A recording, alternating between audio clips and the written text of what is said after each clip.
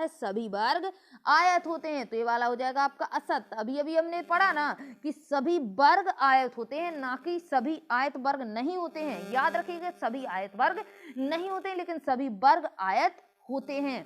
चलिए आगे देखिएगा, दूसरे नंबर पे सभी समचतुर्भुज समांतर चतुर्भुज होते हैं, तो ये भाई बिल्कुल सही है कि सभी समचतुर्भुज कैसे होते हैं, समांतर चतुर्भुज होते हैं। अभी अभी हमने तो पढ़ा है ना समचतुर्भुज होते हैं कि सभी समचतुर्भुज समांतर चतुर्भुज होते हैं। क्यों होते हैं? क्योंकि इनकी आमने सामने की भुजाएं बराबर होती हैं, समांतर होती हैं एक दूसरे के। तो इसी प्रकार से आपका क्या आ जाएगा कि सभी समचतुर्भुज समांतर चतुर्भुज होते हैं। सी नंबर देखिए, सभी वर्ग समचतुर्भुज और आयत भी होते हैं, तो भाई ये गलत है क्योंकि सभी जो वर्ग होते हैं इसको बोले तो देखिए समचतुर्भुज में आपकी चारों भुजाएं समान होती हैं, ठीक है, तो हम मान लेंगे कि हाँ सही है, तो बोल देंगे कि सभी वर्ग जो होते हैं वो कैसे होते हैं, आपके सभी वर्ग जो होते हैं समांतर चतुर्भुज में आ जाएंगे आपके, और आयत भी होते हैं, यानी दोनों चीज इसमें बता रखा है। तो ये आपका इधर से डिस्टर्बेंस हो जाएगा, ठीक है, क्योंकि जो आपके वर्ग है, वर्ग जब इस प्रकार से विकर्ण कटते हैं तो ये 90 अंश का निकलता है, लेकिन ये आयत में नहीं निकलता है, तो ये आपका असत हो जाएगा।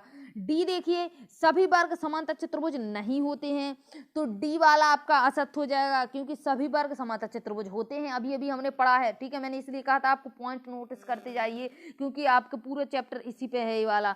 आगे देखिए और क्या है आपका, डी हो गया। अब ई देखेंगे हम, सभी पतंगें समचतुर्भुज होती हैं, नहीं, सभी पतंगें समचतुर्भुज नहीं होती हैं, समांतर चतुर्भुज भी होती हैं, तो ये वाला भी आपका असत रह जाएगा। सभी समचतुर्भुज पतंगे होती हैं, तो ऐसा कुछ नहीं है कि सभी समचतुर्भुज पतंग होती हैं, ठीक है, ऐसा भी नहीं है।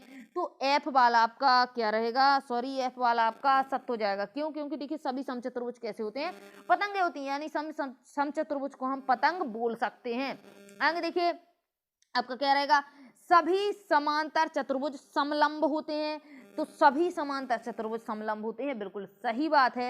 इस बार देखिए सभी वर्ग समलंब होते हैं, तो ये भी आपका सत्य है क्योंकि सभी वर्ग आपके समलंब चतुर्भुज होते हैं। तो ठीक है, इतनी चीजें आपकी हो गई, और इसमें क्या है, तो सत्य सत्य हो गए आपके। अब देखिए इसको, उन सभी चतुर्भुज की पहचान कीजिए जिनमें चार भुजाएं बराबर लंबाई की होती हैं, तो उसमें क्या है आपका समचतुर्भुज है और वर्ग है, दो ही तो हैं आपके, वर्ग में भी चारों भुजाएं बराबर लंबाई की होती है, समचतुर्भुज में भी चारों भुजाएं बराबर लंबाई की होती हैं। चार समकोण होते हैं, तो चार समकोण किस में होते हैं, वर्ग और आयत में होते हैं बस, ठीक है, वर्ग के भी चारों समकोण होते हैं और आयत के भी चारों समकोण होते हैं। चलिए तीसरे नंबर को इसको गौर करते हैं, बताइए एक वर्ग चतुर्भुज क्यों है, तो देखिए जैसे चारों भुजाएं होती हैं उसको हम चतुर्भुज कहते हैं, तो वर्ग की चारों भुजाएं होती हैं तो इसलिए हमने उसको चतुर्भुज कह दिया। एक समांतर चतुर्भुज क्यों है, तो देखिए समांतर चतुर्भुज जब हम इस प्रकार से बनाते हैं तो इसमें क्या होता है, इसकी चारों भुजाएं समान, इसकी आमने सामने की भुजाएं समान होती है तो वर्ग की भी होती है, ठीक है, और इसका जो इस प्रकार से काटना है तो ये समद्विभाजित करना है, ये भी इसमें इसका गुण मिल जाता है। अब देखिए एक वर्ग समचतुर्भुज होता है, क्यों होता है, क्योंकि समचतुर्भुज की चारों भुजाएं समान होती है, वर्ग की भी चारों भुजाएं समान होती है, इसलिए समचतुर्भुज रह जाएगा। एक आयत होता है, एक आयत क्यों होता है, क्योंकि देखिए आयत की जो भुजाएं होती हैं आमने सामने की भुजाएं समान होती हैं, तो वर्ग में भी आमने सामने की भुजाएं समान होती हैं, इसके विकर्ण बराबर होते हैं तो इसके विकर्ण भी बराबर होते हैं आयत और वर्ग में, ठीक है। इसके जो कोण, उसके जो क्या होते हैं, इसके जो कोण निकलते हैं, कैसे निकलते हैं, 90-90 अंश के समकोण निकलते हैं, तो वर्ग में भी निकलते हैं और आयत में भी निकलते हैं। चलिए आगे देखते हैं, एक चतुर्भुज का नाम बताइए जिसके विकर्ण क्या है, एक दूसरे को समद्विभाजित करते हैं। तो देखिए कौन कौन के विकर्ण एक दूसरे को समद्विभाजित करते हैं, तो देखिए वर्ग के भी करते हैं, आयत के भी करते हैं, यानी एक दूसरे को काटना इस प्रकार से। इसमें कौन सी बड़ी बात है, अब चतुर्भुज है तो वो तो काटेगा ही, तो वर्ग के, आयत के, समचतुर्भुज, समांतर चतुर्भुज सबके काट लेते हैं।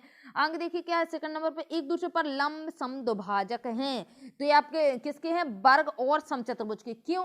क्योंकि देखिए वर्ग के भी जो विकर्ण होते हैं इस प्रकार से काट के 90-90 अंश के कोण बना देते हैं, और समचतुर्भुज के भी 90-90 अंश के ही कोण बनाते हैं, ठीक है, तो इसलिए क्या है, एक दूसरे पर लंब समद्विभाजक हो, तो ये कौन कौन से आपके चतुर्भुज हो जाएंगे, एक तो हो जाएगा आपका वर्ग, दूसरा हो जाएगा आपका समचतुर्भुज। अब बता रखा है बराबर हूं, क्या बता रखा है, जिसके विकर्ण बराबर हो, तो भाई इसमें वर्ग के विकर्ण बराबर भी होते और आयत के विकर्ण भी बराबर होते हैं, यानी वर्ग और आयत दोनों के विकर्ण समान होते हैं।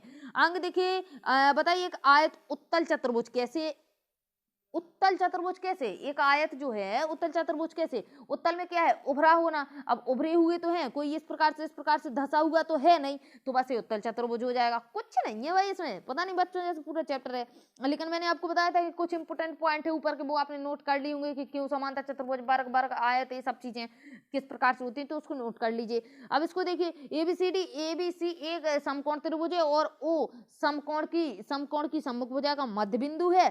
बताइए कैसे ओ बिंदु ए बी तथा सी के समान दूरी पर स्थित है, बिंदुओं से चिन्हित करिए। अब देखिए भाई इसमें कुछ नहीं है, ये आपका बना हुआ है आयत, ठीक है। अब इसको जब हम पूरा कर देते हैं इस प्रकार से, बराबर लंबाई के हैं, यानी ओ ए, ओ बी, ओ सी, ओ डी बराबर लंबाई की है। क्यों है? क्योंकि ये आपका आयत है और आयत के विकर्ण कैसे होते हैं? बराबर होते हैं। और एक भी हमने प्रमेय पढ़ी थी कि आयत को अगर हम दो पार्टों में डिवाइड करते हैं तो दो समकोण त्रिभुज निकाल देगा। तो इसमें वही तो हो रहा है, दो समकोण त्रिभुज निकल रहे हैं और ये चारों आपके समान है। क्यों है? क्योंकि ये विकर्ण भी तो समान होते हैं भाई, ये जो विकर्ण होते हैं आयत और वृत्त के एक दूसरे के समान होते हैं, ठीक है। तो ये चीज आपकी हो गई। अब देखिए इधर पे कुछ नहीं है, अब सोचिए लिखिए करिए, तो हमें करना नहीं है। अब इसमें आपको देखिए, इसको नोट कर लीजिए, आप लोग हमने क्या चर्चा की, इसको आप स्क्रीनशॉट कर लीजिए, क्योंकि देखिए बता रखा है समांतर चतुर्भुज, एक चतुर्भुज जिसमें सम्मुख भुजाओं का प्रत्येक युग्म समांतर होता है उसको हम समांतर चतुर्भुज कहते हैं। यानी ये जो इसके युग्म रहेंगे, ये वाला युग्म, ये वाला युग्म, एक दूसरे के समांतर रहेंगे तो इसको हम समांतर चतुर्भुज कह देते हैं। अब इसमें ये चीजें बताई गई हैं तो ये गुण आपके हैं, ये इंपोर्टेंट है, ठीक है। इसको आप स्क्रीनशॉट कर लीजिए। सम्मुख भुजाएं बराबर होती हैं, आमने सामने की भुजाएं बराबर होती हैं, सम्मुख कोण बराबर होते हैं, यानी आमने सामने के कोण बराबर होते हैं, विकर्ण एक दूसरे को समद्विभाजित करते हैं, यानी विकर्ण एक दूसरे को काट देते हैं, इस प्रकार से। अब देखिए दूसरी चीज समचतुर्भुज, तो समचतुर्भुज के गुण आपके लिखे हुए, क्या लिखे हुए हैं? इस पहले तो इसकी चारों भुजाएं समान होती हैं, दूसरी बात इसकी समांतर चतुर्भुज के सभी गुण होते हैं इसमें, तीसरी बात विकर्ण परस्पर लंब होते हैं, यानी 90 अंश पे रहते हैं। यानी इस प्रकार से जब हम इसके विकर्ण काटेंगे तो ये जो आपका है, देखिए इधर पे क्या है, ये वाले जो आपके हैं ये 90 अंश के कटेंगे। तीसरी बात देखिए आयत, अब आयत का देख लीजिए, आयत यानी इसके सारे गुण आपके लिखे हुए आप लोग पढ़ लेना, ठीक है। और इसको आप स्क्रीनशॉट कर लीजिए, इसको आप स्क्रीनशॉट कर लीजिए। और ये आपका चैप्टर होता है समाप्त। तब कल वाला चैप्टर करेंगे हम कल से स्टार्ट, ठीक है। और जल्दी जल्दी उसको निपटा लेंगे, ठीक है। और उसमें आपका प्रैक्टिकली ये प्रयोगात्मक चैप्टर है आपका, उसको देख लेंगे, सिंपल सा है। और देखिए अगर आप चैनल पर नए हैं और चैनल को सब्सक्राइब नहीं किया है तो सबसे पहले चैनल को सब्सक्राइब और बगल में लगे बेल आइकन को दबा लीजिए ताकि आप तक नोटिफिकेशन पहुंचे सबसे पहले।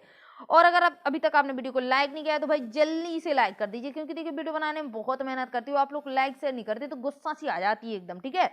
और चलिए अब मिलेंगे कल, तब तक के लिए जय हिंद जय भारत।